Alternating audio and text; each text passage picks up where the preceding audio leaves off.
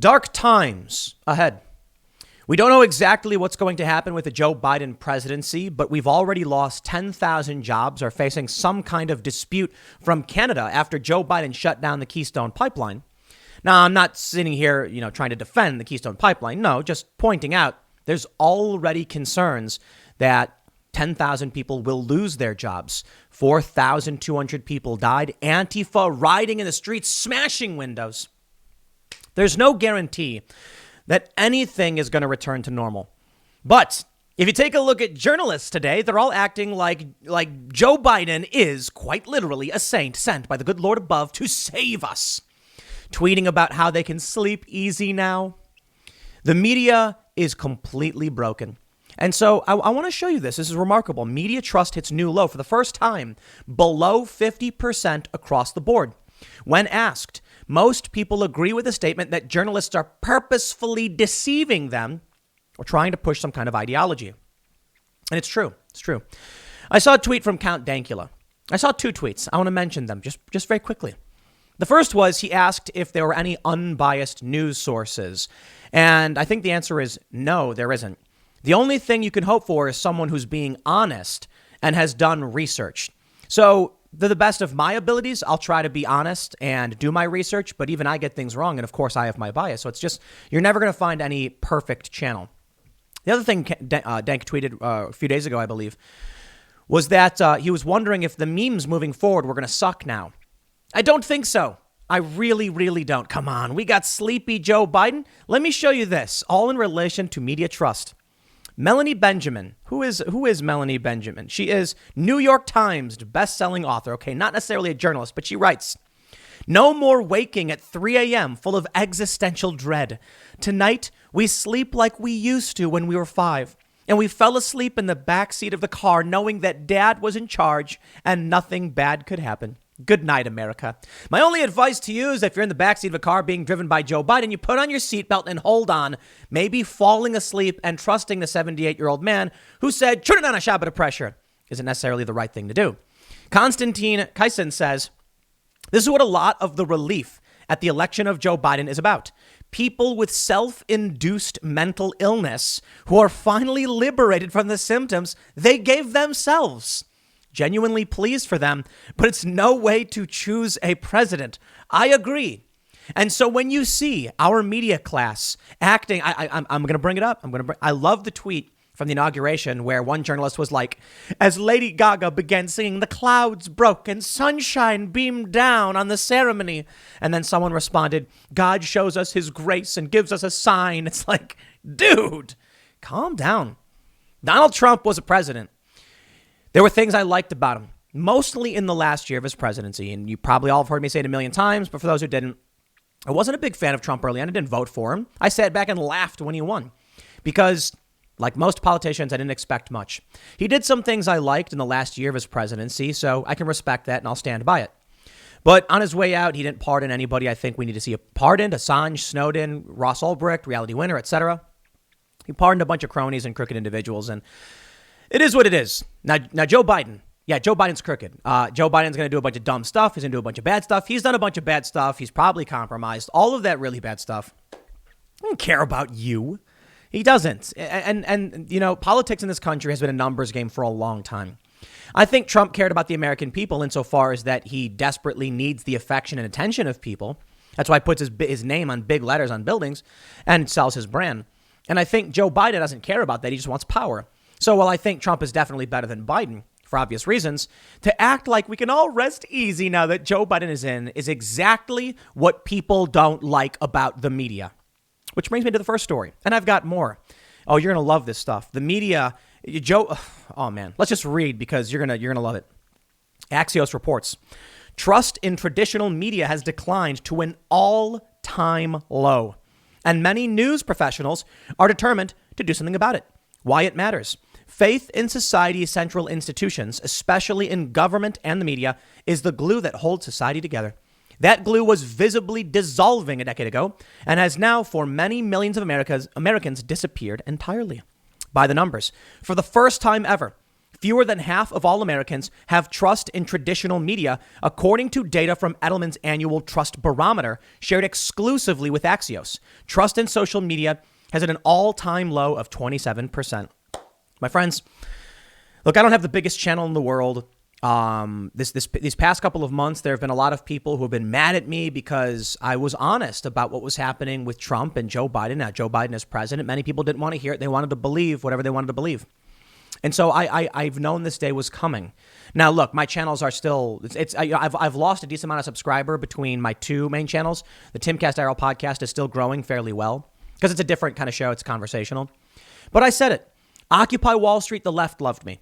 And then once I remained honest, I just kept telling people what was going on. As soon as they were vying for power, they didn't like that I was calling them out. Once they took the cultural institutions, they didn't like it. So I'll tell you this. Let's talk about trust in media. I need your help. If you want to help support my work and make sure that I can keep doing what I'm doing, go to timcast.com, become a member. We have exclusive posts. Just last night, Ian and I were screaming at each other about whether or not Trump is truly corrupt or not. And I think it's something you're going to want to listen to. And a lot of people have a lot to say about it because the super chat's lit up. But the goal of timcast.com as we start building out the website and expanding is just that. I don't want to risk getting censored by these companies. The mainstream media is full of it. They pump out lies and hysterics all day and night. If we can get to a certain threshold of subscribing members, then we don't have to rely on YouTube or any of these platforms. And I'll tell you the crazy thing. Out of the 1 million plus subscribers here, the 1 million plus on my other channel, the near 1 million on Twitter, all of these millions of people, we only need like 10,000 members to create a massive empire. And I mean that, somewhat figuratively, but to grow, expand, hire journalists, and we're working on all of this. So if you think the media is full of it, please go to timcast.com, become a member. Let's continue on with the story, though, and, forgive me if I'm trying to take this opportunity to explain. I think what I do with our show and what we're planning on doing is infinitely more valuable than what these companies have done, and I'll prove it. Axios goes on to say, 56% of Americans agree with the statement that journalists and reporters are purposely trying to mislead people by saying things they know are false or gross exaggerations. I wish, look, I know that if I would have done that, I'd be swimming in it, just cash. You know what I mean? I don't do that. After the election, tons of people wanted me to say that Trump really won and that Trump was going to be president, and I wouldn't do it. Sorry, I won't do it. I'm not going to lie. There are people whose lives have been destroyed chasing after conspiracy theories. It's unfortunate many of these people now finding themselves in prison. On the left, however, they were rewarded with their hysterics. And therein lies the challenge for you and me. We're playing fair. We're playing honestly and by the rules, and that means it is substantially harder for us.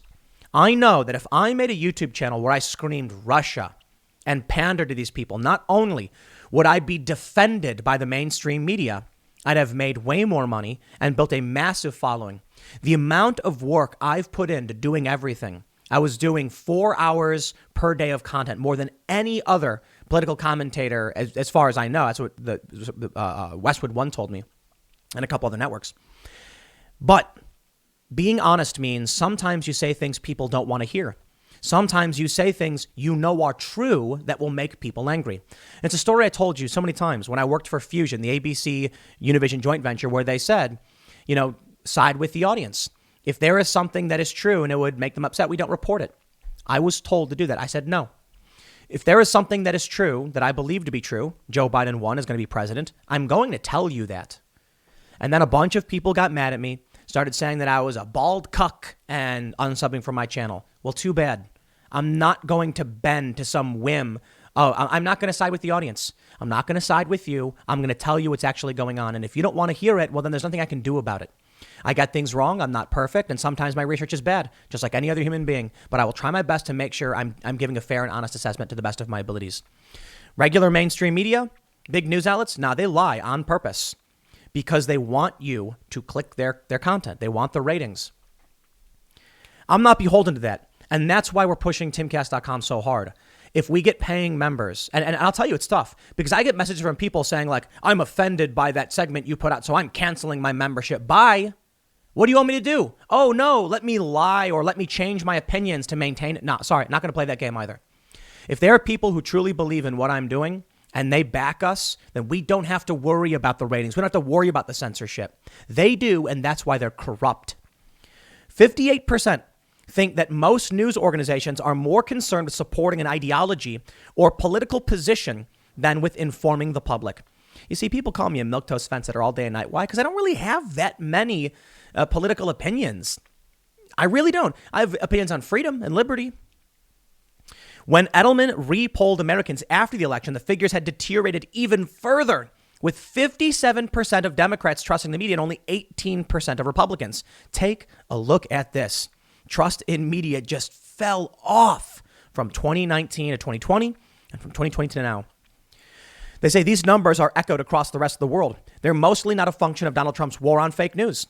Heidi Larson puts it, we don't have a misinformation problem. We have a trust problem. News organizations have historically relied mainly on advertising income. And as those dollars flow increasingly to Google and Facebook, that has created institutional weakness that shows up in trust data. Many YouTube channels lied to your faces, be it left or right. Many of them support the warmongering Joe Biden for the sake of being a tribal leftist. My favorite is one particular socialist who cheers on Antifa smashing up small businesses and then cheers on the National Guard, 25,000 troops occupying the streets of D.C. That's not libertarian. That's just pandering grifterism. Yeah, that person's real. When Antifa was smashing up small businesses, I said, stop attacking innocent people. And I supported the police who tried to stop them. When the police started shutting down small businesses, I said, stop attacking innocent people. And then all of a sudden the left is like, oh, now they hate the cops. Yeah, because the cops were targeting regular working class Americans. When D.C. got locked down with 25,000 armed guards and you needed your papers to come in to prove you had a legitimate reason to be there, I said, we do not want a security state. That's called libertarian. That's called believing in liberty and freedom. And you see these YouTubers who are like, I'm going to support the destruction of the small business and the security state. Oh, okay. You'd fit in really well in Capital City in the Hunger Games. And these people pretend to be on the left. It's disgusting. They go on to say reversing the decline is a monster task and one that some journalists and news organizations have taken upon themselves. They're going to need help, perhaps from America's CEOs. Oh, really? Mistrust of media is now a central part of many Americans' personal identity, an article of faith that they weren't argued into and can't be argued out of. Former Financial Times editor Lionel Barber talks of factual reporting as a means of regaining the trust of the reading public. Axios has a stated mission to help restore trust in fact-based news. Washington Post media columnist Margaret Sullivan writes, our goal should go beyond merely putting truthful information in front of the public. We should also do our best to make sure it's widely accepted. Are you nuts? We should make sure it's accepted. Yeah, they're talking about destroying channels like this. It's not about being honest. It's about trust. How do you earn trust? You trick people. You know what a con artist is? Do you know what con stands for? Confidence. A confidence artist. It's a confidence trick. To con someone means to gain their confidence, to manipulate and cause them some kind of harm, to steal from them. That's what con artists do. The media is one of the biggest networks of con artist grifters. They didn't used to be this way. And there are still some good journalists out there, but they have all lost their minds, desperate to squeeze out what little bit of cash they can. Not for me. And that puts me in a difficult position. And it's a bummer, man. Sitting at the gaming table, playing a game of cards, knowing that you're going to play by the rules while they cheat. And you will be penalized for it. It's hard. A lot of people just want to cheat. I'm not playing these games. They say media outlets can continue to report reliable facts, but that won't turn the trend around on its own. What's needed is for trusted institutions to visibly embrace the news media. CEOs, aka the fourth branch of government, are at or near the top of Edelman's list of trusted institutions. Welcome to the deranged, authoritarian, fascist state. When they say that CEOs are the fourth branch of government, no joke, it's literally right here. They're telling you that the corporations and the state are merging. That's fascism. All for the betterment of the nation and its empire around the world. And the left are the ones claiming to support it. And if you disagree, you're a white supremacist. By the numbers, 61% of Trump voters say they trust their employer's CEO. That compares to just 28% who trust government leaders and a mere 21% who trust journalists. The bottom line? CEOs have long put themselves forward as the people able to upgrade America's physical infrastructure. Now it's the time for them to use the trust they've built up to help rebuild our civic infrastructure. My friends, there's a reason why people don't trust the media. Now, I've shown you what Constantine said, and it's kind of funny. People with self-induced mental illness finally liberated from the symptoms they gave themselves. Take a look at this. I love this one. Breaking 911 says, reporter, will Biden keep Donald Trump's Air Force One color scheme? Psaki, this is such a good question. Thank you. You're also smart. Here, for your good question, here's a lollipop. What are we in kindergarten? I don't give a damn about the color scheme on Air Force One.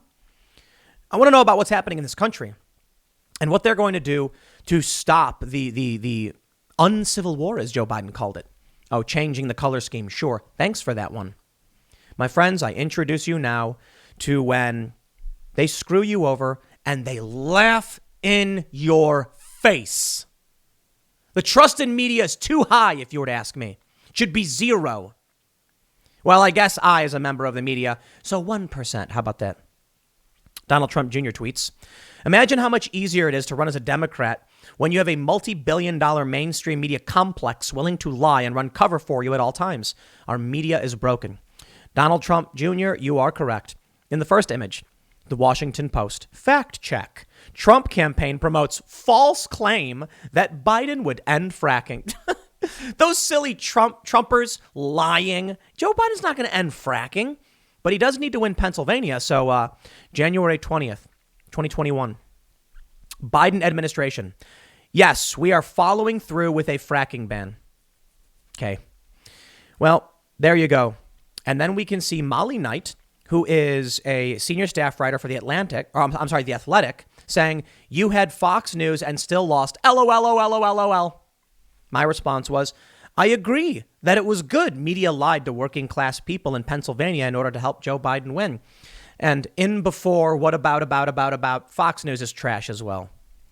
At least Fox News has Tucker Carlson, I guess. Take a look at this. Fox News is purging everybody. The Daily Beast says Fox News launches purge to get rid of the real journalists, insiders say. Well, I don't really believe the Daily Beast. They are firing a lot of people. And it has a lot to do with them burning up their audience when they reported Arizona won on election night. And then their ratings got cut in half. And everyone ran to OAN and Newsmax. And, there's nothing you can do about it. My friends, there's a sad reality. On the left, they're cheating. They're cheating. No joke. The screaming Russia over and over again and Vladimir Putin is just psychotic nonsense.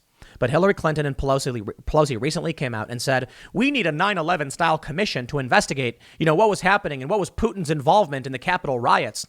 And I wonder if Donald Trump was on the phone getting orders from Putin when that happened. They're still saying it at the highest levels. They're pushing it in media. They're making money off it. And it's leading people to lose their minds, but they don't care. Jack Dorsey doesn't care. Mark Zuckerberg doesn't care. They don't. They'll ban you in 2 seconds. And now there's real ramifications for the lies. Jack Murphy, had him on the show the other night. You probably know him. He says, I just heard about a guy who had fallen for the Q stuff, bet his entire life savings on Trump winning, went into the Capitol on January 6th, who has a wife and kids, is now arrested by the FBI, going to prison and destitute. Now you see why I was so anti-Q the whole time. This is not speculation. I actually had met this guy. I was watching him over the last year, but not engaging. I was hoping it was all an act, something stupid he was doing for clout. I was wrong. Now he's going to prison, broke, and with a young child and wife at home. The guy had been talking about betting his life savings on Trump and just going off on rants about the conspiracies. And I kept thinking, I need to reach out to him and see if I can help. It's not my responsibility, but I felt a call. Watching people self-destruct is not fun. That's what it felt like watching a lot of people get swept up in Q. I knew it was effed. I felt like I had to do something, anything. Watching people get sucked down the drain and drag us with them was bad. I trashed Q on my timeline. Why? Mostly because I wanted to help people who were followers, maybe shake some free from their grasp or at least prevent others from falling for it. People ruined their lives. January 6th effed us all, and we watched it unfold in real time. And then he shows, here's the guy. So self-described dating relationship strategist with 25,000 followers was arrested by the FBI And they show his Twitter account where he's posting these photos. The fake news problem isn't just in the mainstream media. The Q stuff is unhinged. I mean, look, I get if people find morsels of truth, but connecting the dots where dots should not be connected is a problem. And then they really believed because they were grifters telling them, believe it, give us your money, give us your time, give us your energy. And some of these people are not going to go to prison. But here's the thing, my friends. This was never part of the mainstream. And personalities like Jack Murphy were calling it out and saying it was nuts. You had people like Mike Cernovich and Jack Posobiec calling it out and saying it nuts. I'll be honest, I didn't actually know a whole lot about it until the past several months or the past year or so when media started ramping up their coverage of it. There had been people in super chats on Tim Cat's IRL podcast who brought it up. And I'm like, honestly, I didn't know a whole lot about it. And I really didn't, because it wasn't in the mainstream media. It wasn't covered. It was a fringe conspiracy, but it was swallowing up more and more people. The point is, they got rid of all that. And people need better critical thinking skills. But what about the mainstream media and their lies? They get away with their lies. They push their lies, and we see their lies. So when someone like Jack Murphy says the Q stuff destroyed lives, I sit back and I go, yeah. And then when they say the Russiagate stuff is insane and unhinged, I go, yeah, but they're getting rich off it. No one will stop them. And that's the reality. But regular people can see through the lies. They can see the unhinged meltdowns when the Mueller probe fails. But the media persists unabated with no justice, no karma, no retribution, no reconciliation. They just keep doing it over and over again. And that's the challenge we face. The media is garbage in this country. I think the memes will write themselves, though. And with this, there's going to be an open door for a new media venture. I've been trying to do something for some time. As many of you know, we had Subverse and Scanner, and there are some internal issues we're dealing with, but we are really planning on wrapping things up. And I'll just stress, COVID is really what knocked everything back. Trying to get set up. We only recently got this new place a few months ago, and we're still trying to organize in such a way that we can operate. So we're building out a space where we can have writers. And that's why you should do this right now. Become a member over at timcast.com. And when you do, you will see this amazing post where Ian, me, Luke Rudkowski, and Jack Murphy are all yelling at each other about whether or not Trump was really corrupt. And it's like 20-minute conversation. And I think you'll get a kick out of it.